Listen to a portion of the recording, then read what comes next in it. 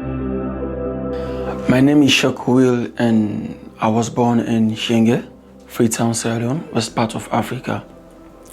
And I'm here to tell you about how I got into an orphanage and then my experiences and how it was like moving out of the orphanage. Well, first of all, I had to go to the orphanage at the year 2009 when I lost my dad in a boat accident, which was a very popular news in Sierra Leone.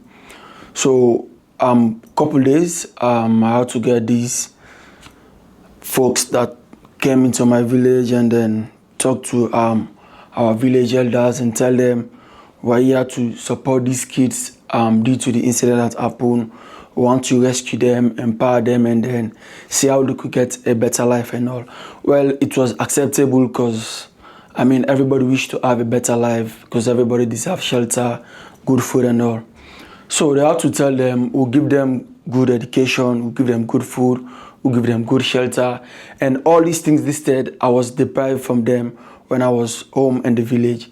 So it was a bit convincible to tell me, if you come to this place, I will give you food, this and this, as what I was not receiving back then. So I had to accept, and even my family had to accept first. And then I moved in. At late 2009, we go to the orphanage. And everything they said was true. We have good food, we had good shelter. I started school and then we had good clothing because I didn't get these things when I was back home. So I was very happy because it was like it's a new stage of life, a new beginning with a happy start. So everything was going well and everything was going well. But as a kid, trying to get used to a new environment and all, I started getting questions when I moved to high school, like why this happened and why did it happen this way and this way and this way. So I had to question like, why was I one of the kids that had to move to the orphanage? And then I got the answer, well, I lost my dad and I was only staying with my dad. And my dad and mom got divorced when I was at a very young age, right? So I got that answer and then, well, the good things were okay for me, and everything. But I had to ask, what about family? Why no family? Everyone deserves a family. And then I was taught that the people I'm staying with are my family. But that was not true because, believe it or not, everybody deserves and needs a family. So I still keep on asking. And then at a certain point, they had to let our parents visit us for like a day or two every month, and it was okay for me. But growing up, questions. I need my family. I need to know everybody in my family, but they were not giving me the answers I need to my question. Okay, fine. So we had to go on, and then at grade 9 and grade 10. But at first, when we had orphanage, things that really changed was I didn't have the free will to religion. I was practicing Islamic religion when I was home, but the moment I moved to the orphanage, I totally changed to Christian because whether I like it or not, you just have to, and that's the principle of the orphanage. So they had to deprive culture from me. First was deprive my family from me, and then second was depriving culture, right? And then going on, I had to know that all this wasn't good for me mentally. I had to every day and night sleeping with this thinking. So asking them these questions, the people that were working at the orphanage, they won't give you the answers you need or you want to get because they know if they will have to, then there will be a problem for them. Okay, so at grade 10, they had to bring up this other project which was in the orphanage, which they called the Youth Project. And they had to tell us, this one will have to let you learn more things that you even learn when you're in the orphanage, this and this. And so we had to move from the main center and then relocate to another place. And we thought we were really going to learn because they tell us, because we are not having phones when we are in the center, we are not allowed to use money, we are not allowed to do public transport by ourselves. And they told us we are going to do all these things when we move out of the center. Okay, fine, no problem. Then we move after that, but we didn't see any of this. We're having curfews. We are not allowed to have electric phones, same as we are doing at the center. We are not allowed to learn how to use money. What's money? We only know you can use money to purchase things and this, but we don't know what's money exactly. So we keep asking them, but you told us life is going to be this way and this way, but why is it different now? Oh, so you will have to learn more when you are 18 and this and this, and we reach 18, but still they keep feeding us with lies. And then we have to ask them, so at what time we will be leaving the orphanage and then start a new life out of the orphanage? Oh, well, when you are 18, you will have to do this and this, and then we are 18, it doesn't work like this way. And then they said, no, you are still young at the age of 18 for you to go and see the outside world, because outside is very dangerous. And by then we used to think the only safe place was the orphanage. Yeah, that's how, because they fed us with this lie, out of the orphanage there is no good life. Out of the orphanage it's scary. Out of the orphanage you won't get what you want. So we only think the safe place was being in the orphanage. And then we had to ask them, well, now we are 18, why? And then they said, well, you are still young. Well, you'll have to wait when you are 25. Can you imagine how could one start life when you are 25 years? So as for me, I was very furious about that, hearing that, and all, because the procedures and the principles were too much confused. And then you don't have to make new friends, you don't have to practice your culture and all this. And culture is important as a way of life, because everybody deserves a family, as everybody needs to know their culture, because without culture you won't get, to mingle with your home people and everything. So at grade 12, we had to gather some of our friends that we are living in the orphanage and then discuss about these things, like how can we take a good escape from this. And but we are still worried. If we did, what will happen? Is that going to be a good life? The support, will it continue and this? And so we asked them this question. They said, oh yeah, even if you leave the orphanage, you still support you, give you good food, give you good clothes, give you good shelter and all. Okay, fine. So at a certain point, we had to discuss with our sponsors and then tell them. And we are more than 4 actually, but only 4 of us, our sponsors, had to agree and then said, okay, you can do whatever and we are still supporting you. We are not only your sponsors, but we are now family. Okay, fine. So we have to decide, well, we have to discuss with the people that are working in the orphanage, nationally, So we take a bold step and then discuss it with them. But at first we are, okay, we will support you, we'll do this and this. So I'm telling them, but we want to leave the orphanage and then start a life on our own. We are still in the orphanage when we first entered college at first year. And then we tell them, and they were like, well, why do you want to leave the orphanage? Did you take the place outside is scary and this and this? Well, our answer was, well, we are very grateful for what you did and we appreciate everything. We're happy we had to get a good life. We're happy we had to start school. We're happy we got to make new friends and then get experiences. Even though our experiences, we are only in the orphanage. We didn't get to get experiences out of the orphanage, because, you are only allowed to go out of the orphanage if you are going to school or if your sponsor from America paid visit to the orphanage and then he or she want, like, oh, I want to go and have lunch or dinner with this kid, then it's okay, but you will have to go with one of the staff working at the orphanage, and everything you are doing, they will have to be with you, because you are not allowed to do anything out of the orphanage without their permission. So we discuss with them and tell them, this is this and this and this. Well, there were things we are grateful for, and at the same time, there were things we are angry about.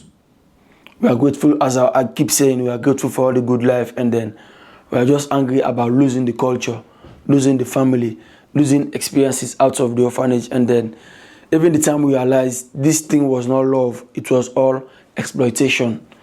That was way, way frustrating, because exploitation is a crime, as we all know, and it was not good for us. So we discussed with them, and at a certain point, they didn't want us to move out. So they had to call the staff in the orphanage.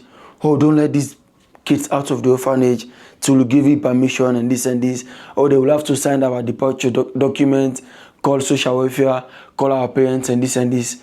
Or we have to do it by force, because we have to go with the court. If peace fail, we have to apply force. So we did it, and then we move out of the orphanage. But to be honest, it was not easy mentally. I mean, we are thinking, now we are out of the orphanage. Now what the next step? Are we going to get the support? Well, the support was there for the sponsors who did believe in us, and they know, I mean, they trust in us, and they know we can do better than they were thinking of us. So we got that. But we are also trying to secure the relationship we've had in the orphanage, and then trying to get used to the culture, trying to get used to the family. That was the most difficult part. As for me, getting used to my family was like very difficult than you can imagine, because the moment I paid visit to my mom or anybody in my family, our longest discussion would be the greetings. Hello, hi, how are you doing? I'm fine, and you? Fine. And then stop. Because we don't have anything to share, talk about, because there was no experience at the past we've shared together. So nothing to talk about. And all they could expect from me was the moment you get home, you will have to give them money. Because they know, especially my mom, they know they've sent you to the orphanage where you've been living with these white people partially, and then they know these white people have been supporting you, giving you all you need. But they didn't realize that we are deprived from what they call family and culture. All we are thinking was, oh, this boy has a good relationship with white people and this, so he must be very rich when he's out of the orphanage. He should be giving us money and this.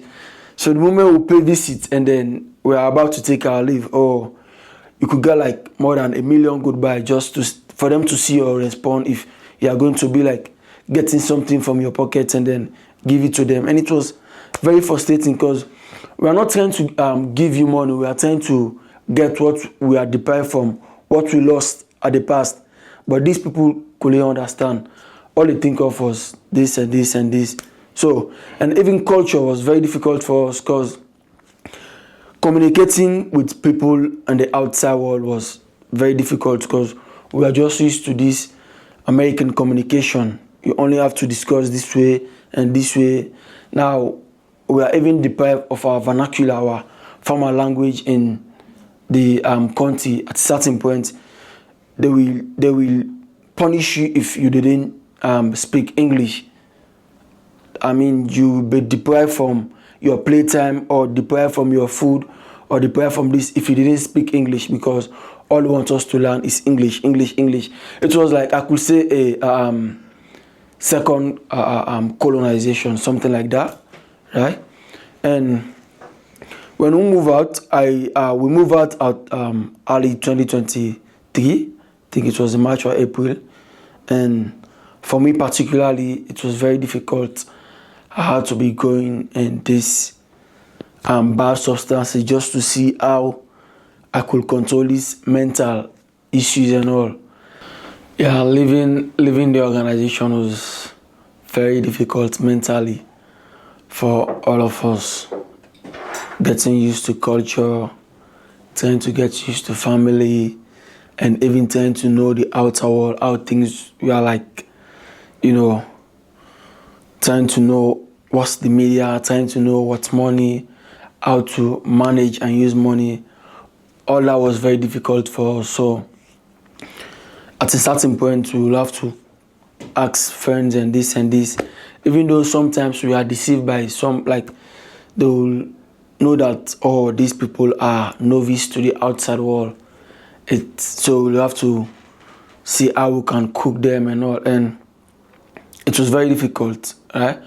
But we are happy we had adults, people who were always there to guide us and always ready to answer our questions, and then hear us out, as a matter of fact. So we are happy for that. And all I could say is, well, being in an orphanage, you could be grateful for having good life, and then at the same time, it's very bad being deprived from your culture and then being deprived from your family. As I said earlier, everyone needs a family, and culture is very important. So we should try to adapt and learn how to allow people, get to know their culture and then put it into practice, right? Because even getting you to depriving you from your religion is also very frustrating. Well, for me now, I'm not that religious type at this point, because when I just get out of the orphanage, I was trying to figure out what's the right one, because I could say I was the first one in my family to be a Christian, because I came from a background where everybody was a Muslim, right? Everybody practiced the Islamic religions. And now I got to a place where I was forced to accept Christianity because of one way or the other. So I at a certain point I had to be like, well, let me just be at the middle. No Christian, no Muslim. Let me just see how it goes, and it's really going fine for me right now. So, but all I could say is it was very frustrating up till date. It's very frustrating, and we are still trying to cope up with life, and then still trying to get answers to millions of questions, and still trying to see if we are not still there, but we are still trying to figure out, doing research and getting used to culture, getting used to family and everything.